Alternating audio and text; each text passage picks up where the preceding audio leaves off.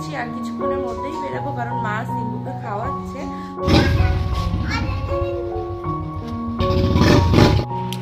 নমস্কার দাও।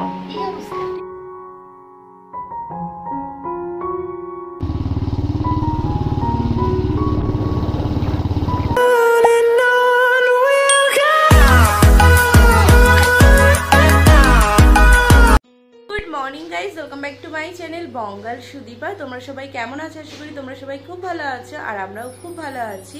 তো আজকে হচ্ছে জামাই ষষ্ঠী, এখন প্রায় ওই 11:15 মতো বাজে। এখন আমরা আমাদের বাড়ি যাব, মানে আমার বাপের বাড়ি যাব। তো আমরা রেডি হয়ে গেছি, আর কিছুক্ষণের মধ্যেই বেরাবো, কারণ মা সিম্বুকে খাওয়াচ্ছে। ওর খাওয়া হয়ে গেলে রেডি করে দেন আমরা বেরাবো। তো চলো আজকে সারাদিন কি করছি না করছি সবটাই তোমাদের সাথে শেয়ার করবো। তো ব্লগটা স্ক্রিপ্ট না করে ফুল ওয়াচ করার সাথে দেখো, আশা করি আজকে ব্লগটা দেখতে তোমাদের খুব ভালো লাগবে। তো চলো বেরিয়ে দেন ব্লগটা আবার কন্টিনিউ করছি।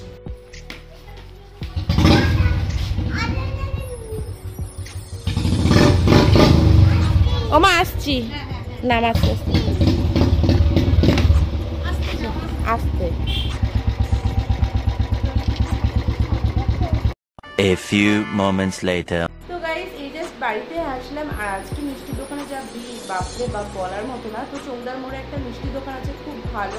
তো অনেকক্ষণ লাইনে দাঁড়ানোর পরে বললো যে দই নেই। তো ওই দোকানে দই না আমার দারুণ লাগে। তো ভাই হানিকে বললাম যে আমাদের বাড়িতে নামিয়ে তারপরে তুমি হচ্ছে গাইঘাটা থেকে মিষ্টি নিয়ে নিও, কারণ গরমে ভালো লাগছিল না, আর সিম্বু বাইকে ঘুমিয়ে পড়েছিল। তো তাই হানি নামিয়ে এখন গেছে মিষ্টি আনতে। তো চলো এখন আমি ফ্রেশ হয়ে নিই, কারণ আর শাড়ি পরে থাকতে ইচ্ছে করছে না, প্রচণ্ড গরম লাগছে। তো এই যে হানি দোকান থেকে কোল্ড ড্রিঙ্কস, মিষ্টি, দই নিয়ে চলে এসছে। আর আমি না জানতাম না যে আজকে আমাদের সাথে সাথে আমার মামা বাড়ির সবাইকে মা নিমন্ত্রণ করেছে।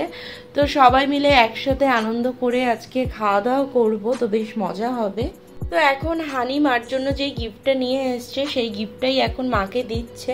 তো মা আবার আমাকে বলছে যে এই অবস্থায় তুই ভিডিও করছিস, যেহেতু মা রান্না করছিল, তো মা পুরো ঘেমে আছে। তো এদিকে দেখো, মা বলল যে গিফটটা পরে দেখবে, কিন্তু জামাইয়ের তর সইছে না কখন শাশুড়ি মাকে গিফটটা দেখাবে। তো তাই নিজেই শাড়িটা খুলে কে দেখাচ্ছে। আর এই শাড়িটা কিন্তু হানিই পছন্দ করেছে আমার মার জন্য। তো শাড়িটা দেখো কি সুন্দর না? বাবা মারামারি করে না, তুমি একটু গান করে শুনিয়ে দাও মামাকে। ওই যে গানটা করছিলে, হাতটা ধরেন না।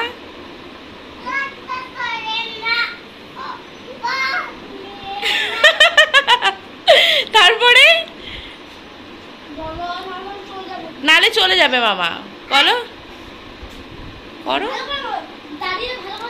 দাঁড়িয়ে সুন্দর করে করো। মামা পারে না তো। আচ্ছা তুইও কর নাচ। আচ্ছা সবাই করবে, পুচু মামাও করবে। করো, উঠে করো, তাহলেও করবে না। হ্যাঁ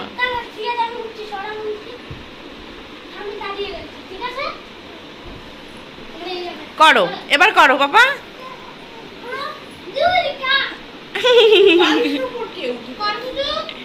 করো, ও করবে না, ওর ঢং আছে।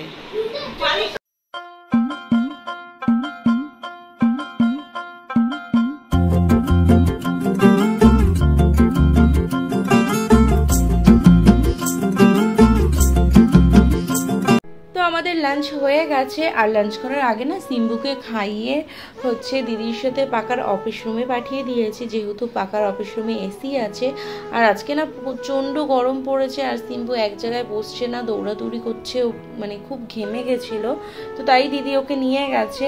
আর এখানে দেখো আমি আমার বাবার জন্য কি গিফট এনেছিলাম তোমাদের দেখানো হয়নি, তো তাই দেখাচ্ছি।